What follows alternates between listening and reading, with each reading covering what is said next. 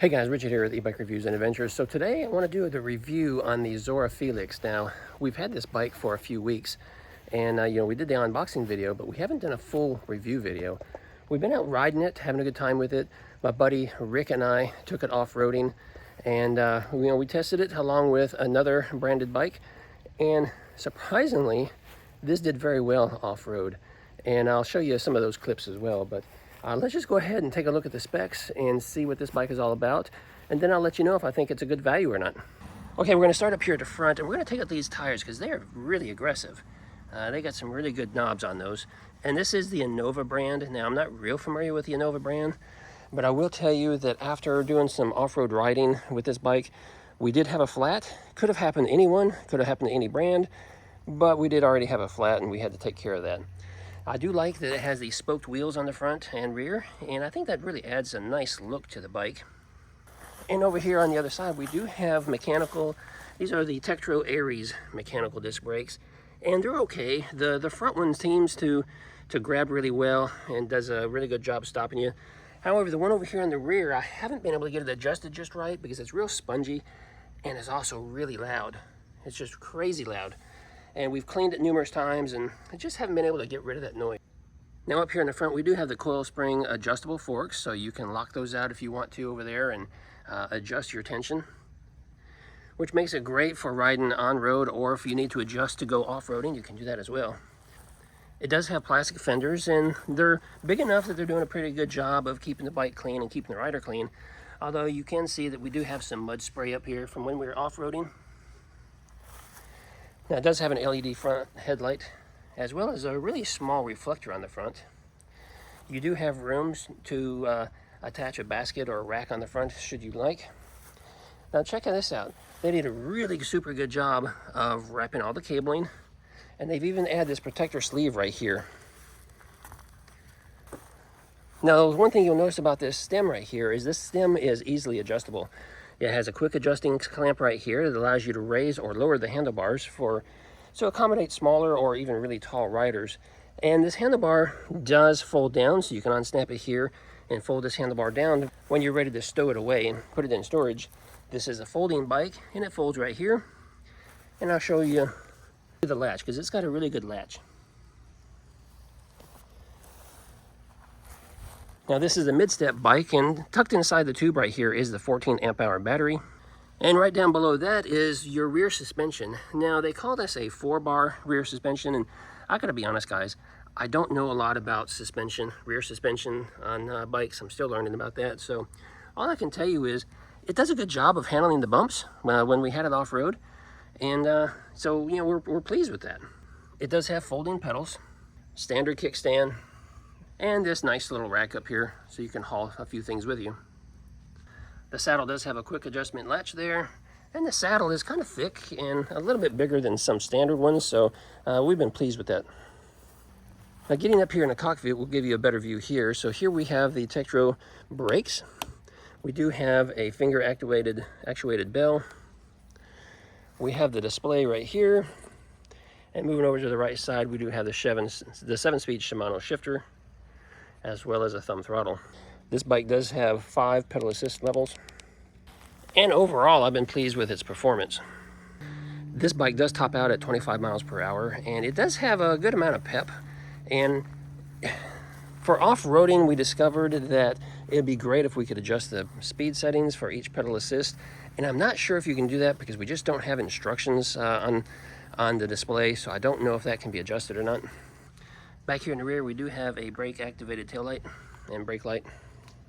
And overall, guys, I tell you, this has been a fun bike to ride, and especially when we had it off-road, we were just so impressed with how well it did. And if you haven't seen that video, I'll put a link to it at the end of this one, so you can go and check it out when we were kind of comparing and running 2 bikes off-road. The only thing that I would say definitely needs to be improved upon is maybe the brakes. This one just needs some more work to try to get it to quiet down and also get it to function a little bit better. So I'm not sure if maybe we contaminated those brake pads and the brake pads need to be swapped out. Don't really know what's going on there, but the front brakes do work very well. And when I get to the riding video, I'll go ahead and show you some of that and demonstrate that for you. Okay, as mentioned, this is a mid-step, and a lot of people like mid-step bikes. I prefer step throughs just because, you know, I'm getting older, got a bad hip. It gets a little harder to swing your leg over. We're going to go ahead and power this up, and I'll show you how fast that happens. There it is. We're there. And we're going to kick this up to pedal assist 2 and hit the road.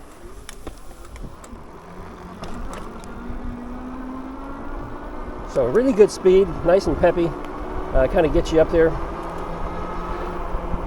This motor has 80 Newton meters of torque, so it does a good job of, you know, getting you around, and on some inclines and smaller hills and things like that, it does a good job.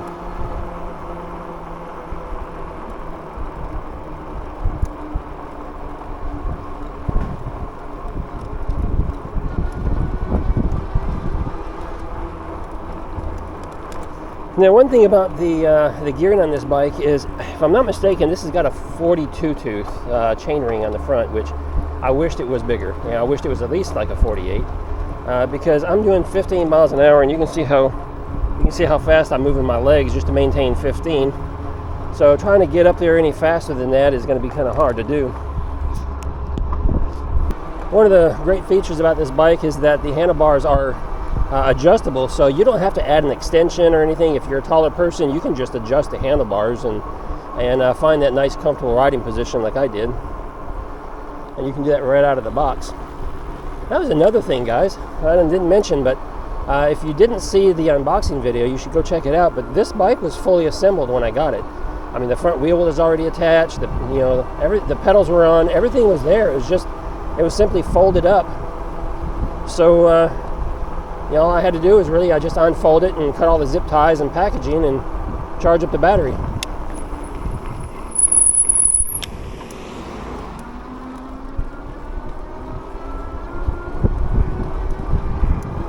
can probably tell it is trash day in our neighborhood today. So we're going to go ahead and get this up to speed here a little bit.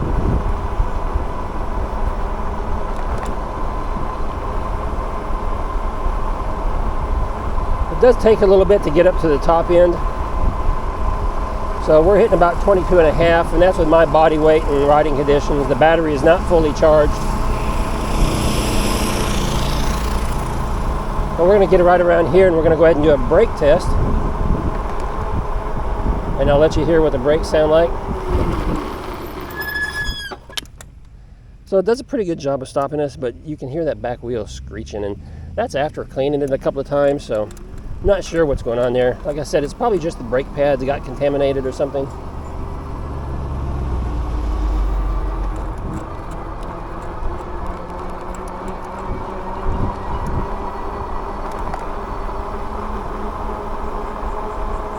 So this is a comfortable bike with that rear suspension.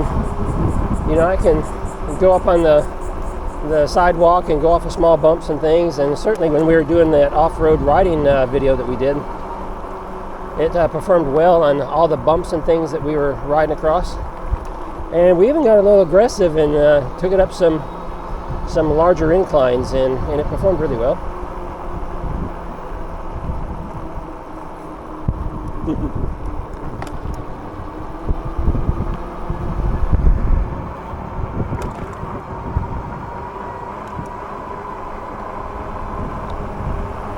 The bike is really easy to handle.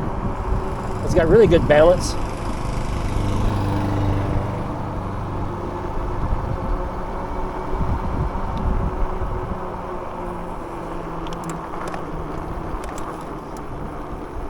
So let's go ahead and talk about the value on this bike, because they have this priced at, well, if you use the discount code on the website, which seems to always be there, as long as you use that, the price is $1,150. So I think it's a really good value for what you're getting. And my buddy Rick, when he was riding it, he thought the same thing, that great value for what you're getting for $1,150. It's still a 750 watt motor, 80 Newton meters of torque. Yeah, it's mechanical disc brakes, and the brakes could be a little bit better. You got the adjustable handlebars here, 14 amp hour battery, and you know, it's full suspension, and that rear suspension does a good job of absorbing the bumps. And we kind of talked about that in my previous video too, and that is, I didn't add a suspension seat post to this bike like I normally do with all my bikes, and that's because the rear suspension just does a really good job.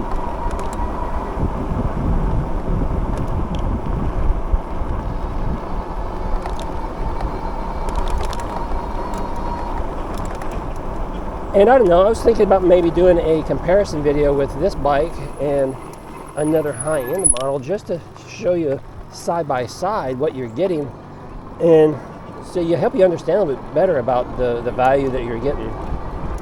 Now I know there's other brands out there probably, and other brands may have suspension, dual suspension bikes, but everything that I have seen has always been at a much higher price point.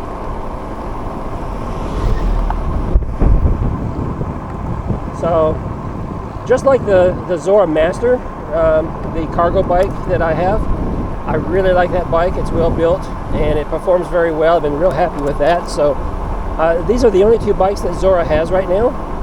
But I think what they're doing is they've just got really good bikes for the price. They're just well equipped. This bike did come with mirrors. I just chose not to add the mirrors because it's kind of designed for doing some off-roading, and I knew I was going to take it off-roading right away, and I just didn't want mirrors dangling off of it while we're doing some off-roading videos, so took that off, or left those off and never installed them.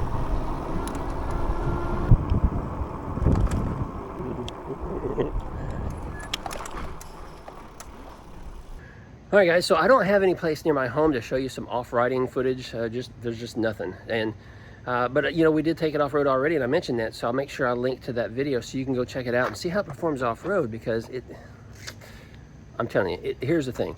If you're looking for a dual suspension bike, you're on a budget, and you can afford $1,150, you're going to be happy with this one right here, because it just performs well. So I'm going to go ahead and leave some more information down below so you can go check it out. If you have any questions, make sure you ask and put those down below. And yeah, I'm going to leave that other video for you right here.